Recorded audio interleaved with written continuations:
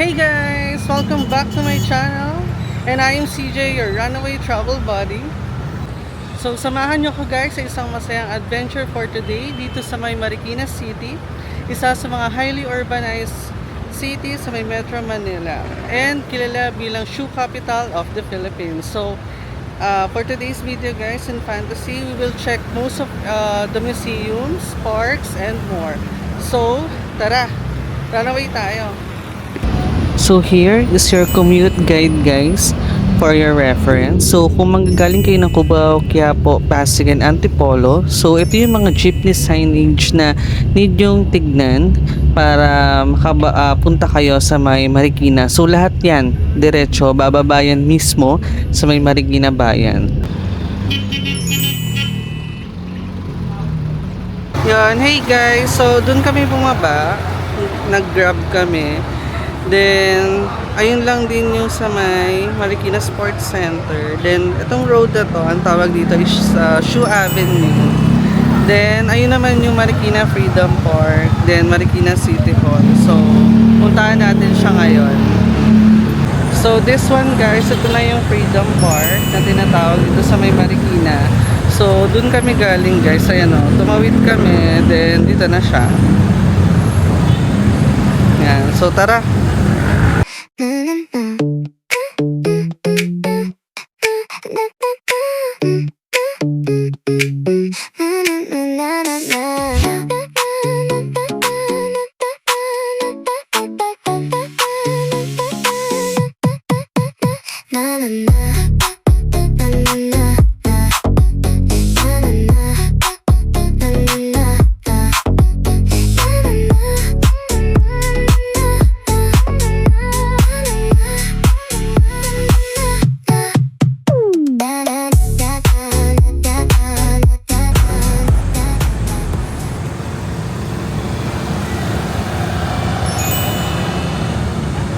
So guys, pagkagaling nyo dito sa may Freedom Park, itong isang haba na to, yan, andito naman yung giant shoes na.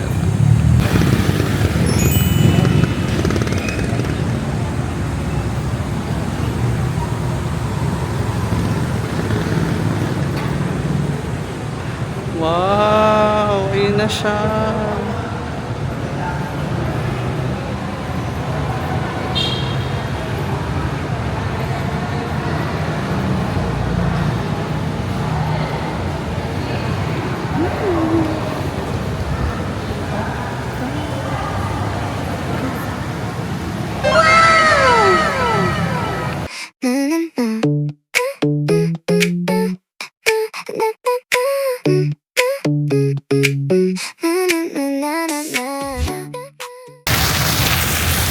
So yun guys, done na with the giant shoes. So ito yung labas nung City Hall nila.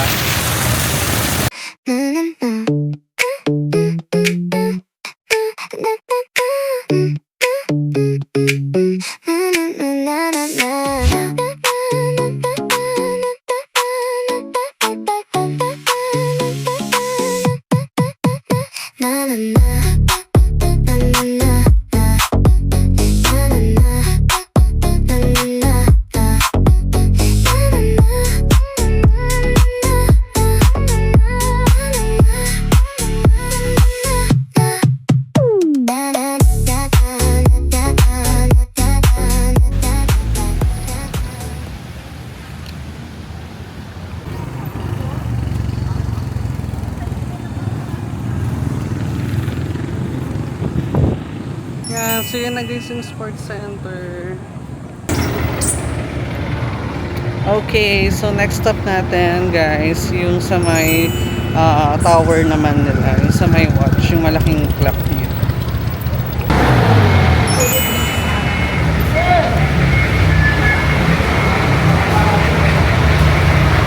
Yan, nandito yung mga sakaya naman guys, so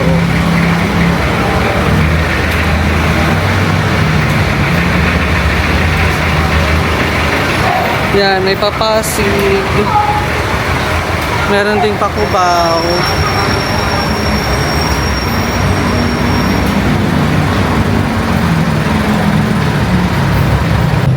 So behind my back guys is the Marikina Clock Tower Arch. So yan siya.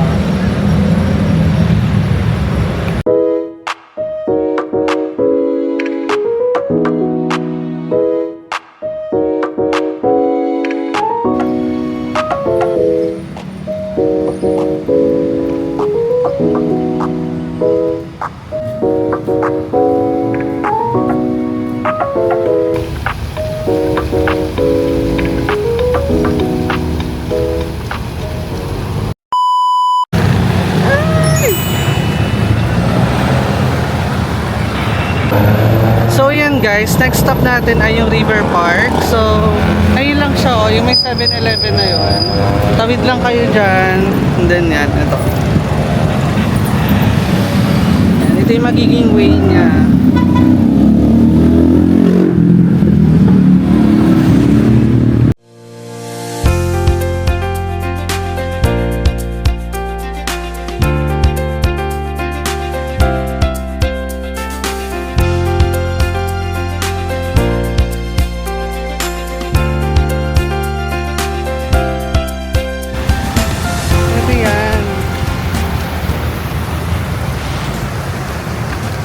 Yan guys, so nandito na tayo sa River Park. Yan, mainit kasi ngayon eh, kaya nakapayo. So normally, mas buhay ito kapag papasok na yung Burmans. So doon nag-start yung mga stores dito na pwede yung bilhan. And at the same time, yan, ginagawa din siya ito. Yan, under renovation. Tapos may mga ganap din sa pag mga late night. Pwede kayo mag-inuman, chill.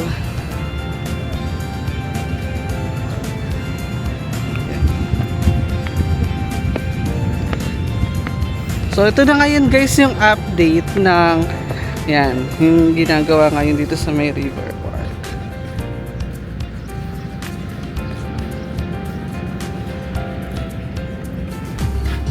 Yan, so pwede din kayo mag-rent ng mga bike dito guys.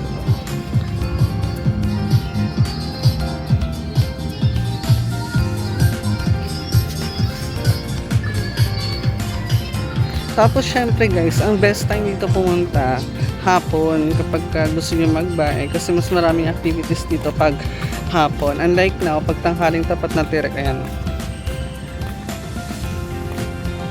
And malapit na rin tayo guys ito kay Marikit. Ayan na, malapit na. Isa sa mga famous landmarks and the statue dito sa may Marikina. So daan-daang bagyo at baha na ang kanyang napagdaanan, pero siya ay nakatayo pa din.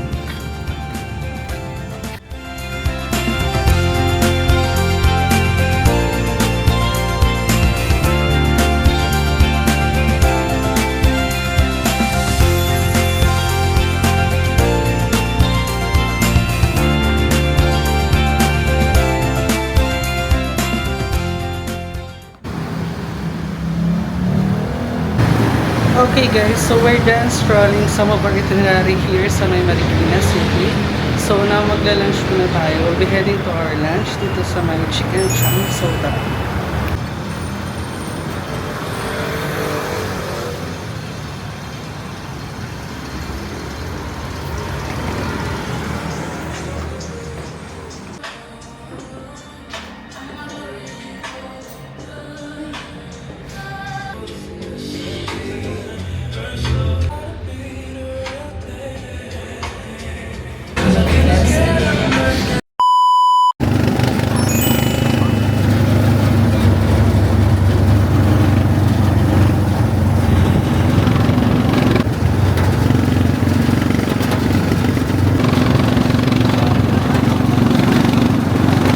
Okay, so we're here na guys at the Kapitan Moy. So, pwede siyang lakarin. So, 2 minutes lang siya. Ay, hindi. 4 minutes walk naman siya kapag nilakad. Then, sa tricycle, 2 minutes. Then, yung pamasahe nyo dito is 15 pesos isa. Then, luckily, ang ganda niya kasi katabi niya lang yung ayan, Our Lady of the Abandoned Development. So, yung church. So, yan. Papasukin natin yung later.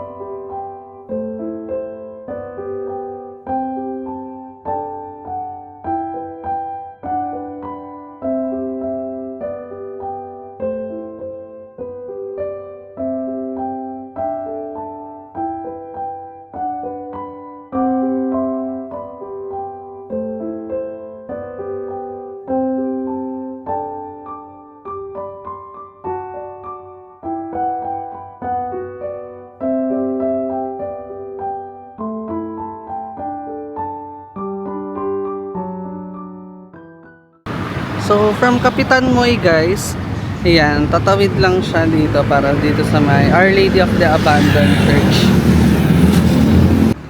Hey guys, so nandito tayo ngayon sa loob ng pinakamatandang simbahan dito sa may Marikina. Ang Our Lady of the Abandoned Parish Church, kung saan itinatag ito or noong 1570 pa. So imagine, panahon pa ng Kastila nung panahon na yun at ng Espanyol. So ibig sabihin, yung mga ninuno na lang natin, yung mga kauna-unang ninuno natin yung nakasubaybay nitong Ola Church. So nakakatuwa lang guys kasi pinaka-favorite ko talaga every time na mag-visit ako sa isang lugar. Lagi ko sinasama yung simbahan kasi gusto kong makita yung pinakamatanda doon.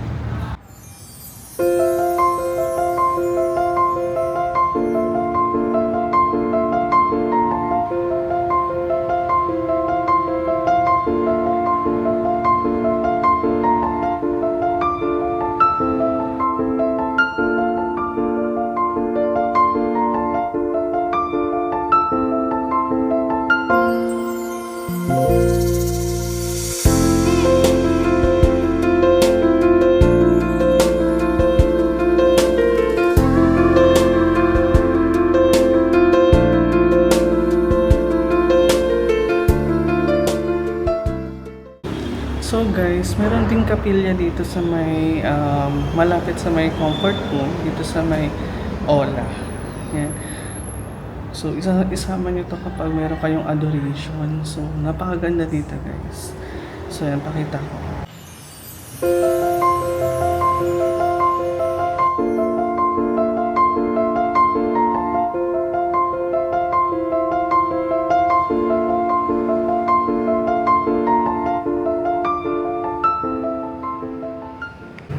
So, that's it guys for the Ola Church. So, lagi niyong isama guys yung sa itinerary ninyo or kapag meron kayong travel, sama niyo lagi yung mga simbahan.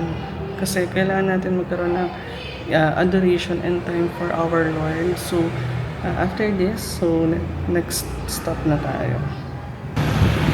Yan guys, as dito sa may Our Lady of the Abandoned Church, ayun lang yung Shoe Museum. Okay guys, so we're here na at the Shoe Museum. Ayan.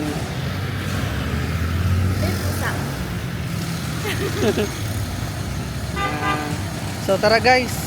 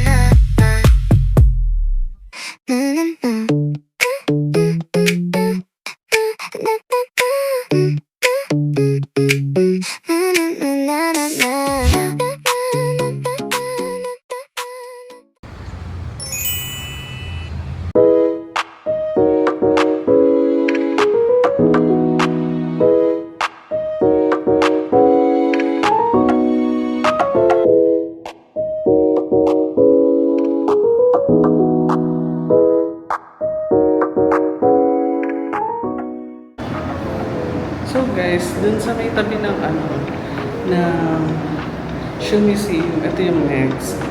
So, nandito lahat ng culture, tradition, and yung mga unang-unang panahon pa ng generation dito sa may Marikina.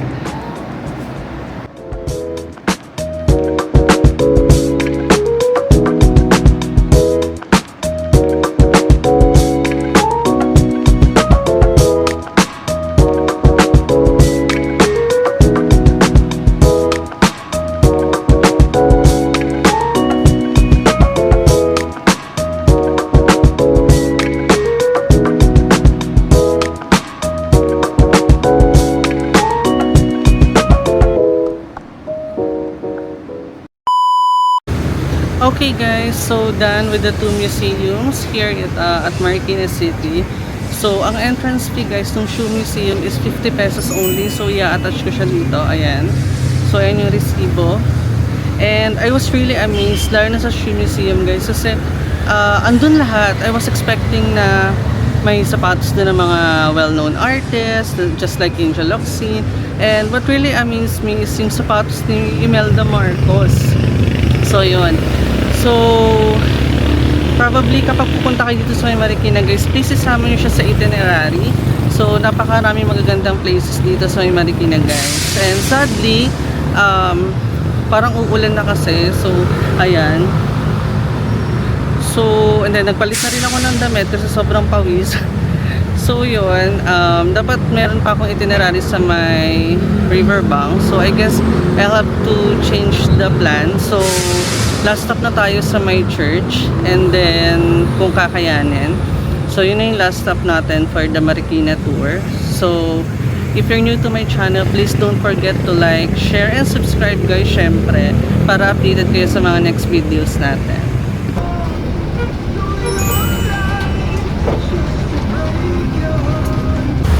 Hey guys, so nandito na tayo ngayon sa may Immaculate Conception Parish Church. So let's go.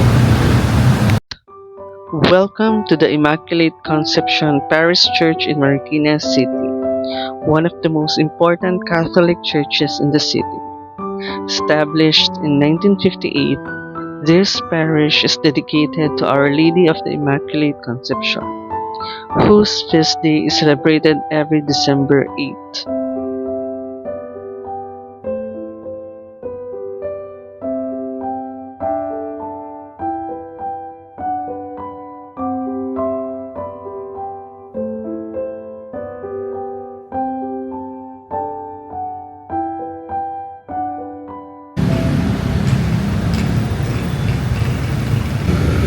Okay guys, so I'll be ending my Marikina vlog. So thank you for watching till the very end. So see you on the next one. So please do support me guys. Do comments kung ano pang gusto yung puntahan natin. So this is CJ, your runaway travel buddy. So see you on the next one. Bye guys!